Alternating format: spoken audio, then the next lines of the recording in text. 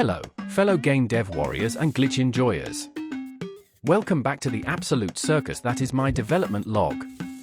Okay, let's set the scene. You're building your dream game. It's cute, it's charming, you're giving it your all. You work for hours on a character, animations, the world. It's your beautiful, messy creation. Then, you get to the health bar. And you think, I could spend an afternoon drawing pixels. OR leans into camera, whispers, I could ask the AI overlords for a tiny, tiny favor. So you do. And the AI delivers. It makes a health bar so clean, so polished, so professionally handsome that it immediately becomes the most well-behaved, reliable citizen in your entire game kingdom. And the moment you place it into the game, everything else rebels. It's like the health bar's perfection offended the very soul of your code. Your majestic Valkyrie heroine? She's now an agent of pure, beautiful chaos. She T-poses to assert dominance. She floats serenely into the sky.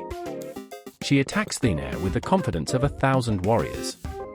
She is a masterpiece of bugs.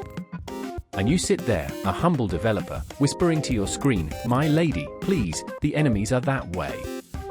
But she's on a break. She's vibing. You are no longer in control. This, my friends, is the game dev life. 1 minute you're a god, crafting worlds. The next, you're a humble janitor, mopping up after a physics engine that just forgot what down is.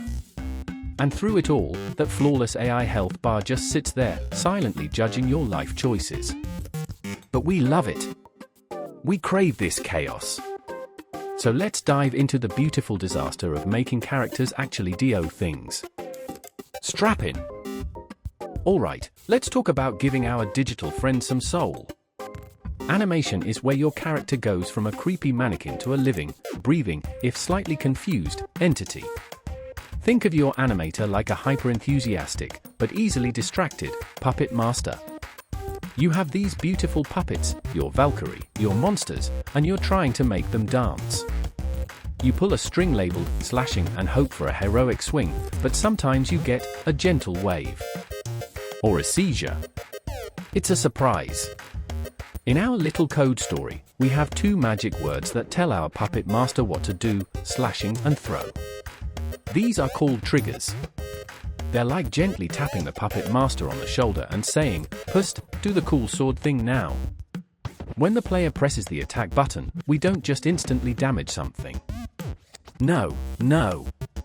That's rude. We have style. We have flair.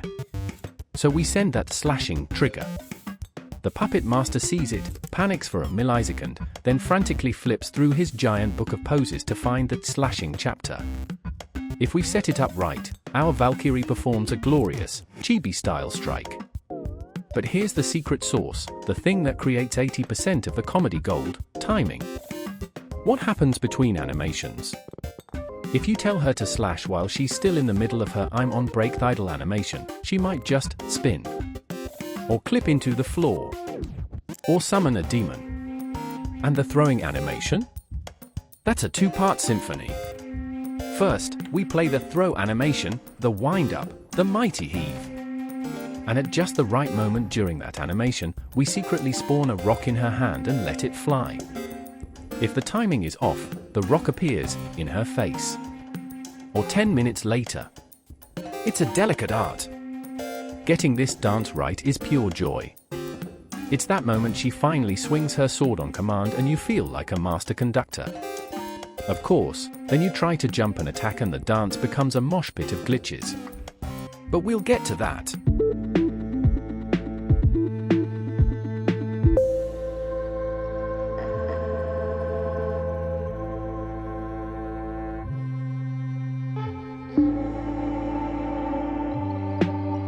Let's peek behind the curtain at the code that makes the magic and the chaos happen. Don't worry, we're not here to write code, we're here to appreciate its dramatic story.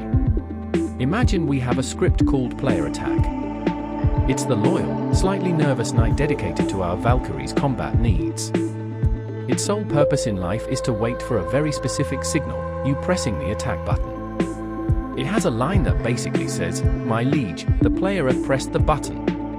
To the animator, send the slashing signal. And off the signal goes.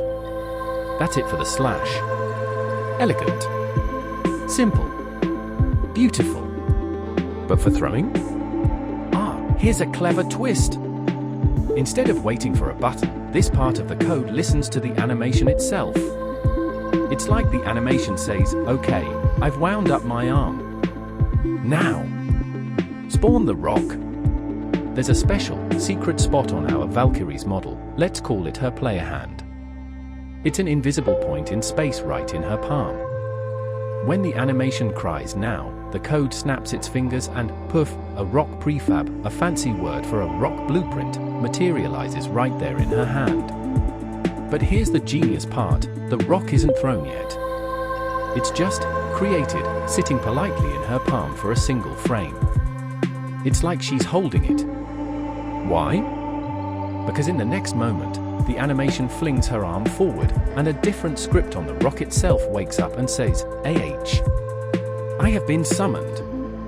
Time to fly." This separation of duties is key.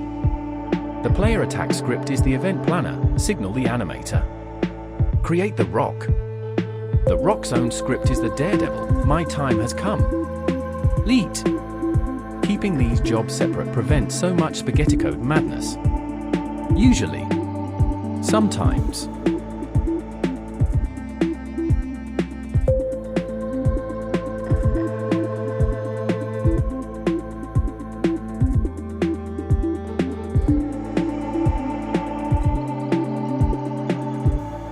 Now, let's follow the journey of our brave, spinning rock.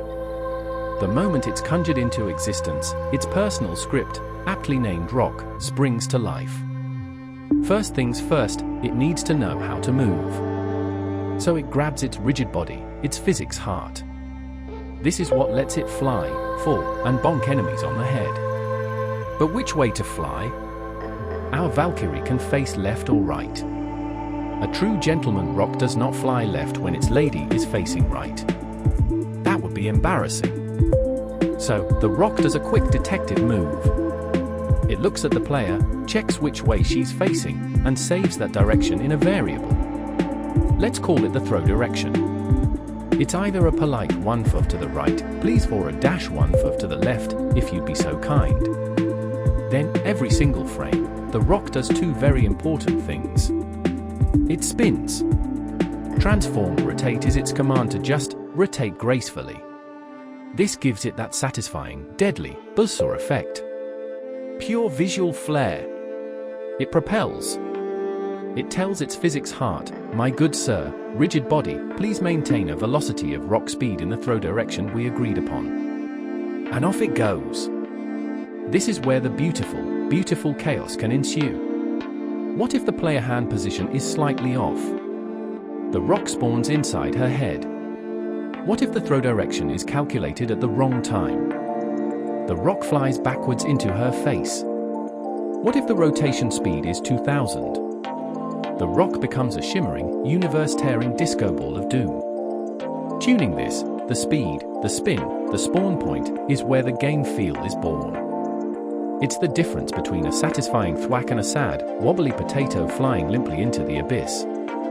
Getting it right is a moment of pure triumph.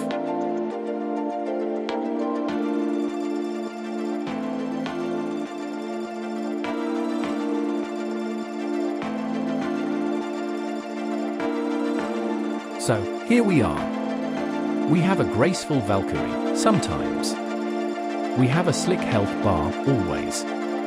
We have a spinning rock of justice, mostly. We've connected animation, input, and physics in a delicate, beautiful house of cards. And then, you test it. You jump, you slash, you throw, you open the menu, you sneeze, all at once. And the house of cards becomes a hurricane of cardboard. The camera has a panic attack. Enemies forget they have bones.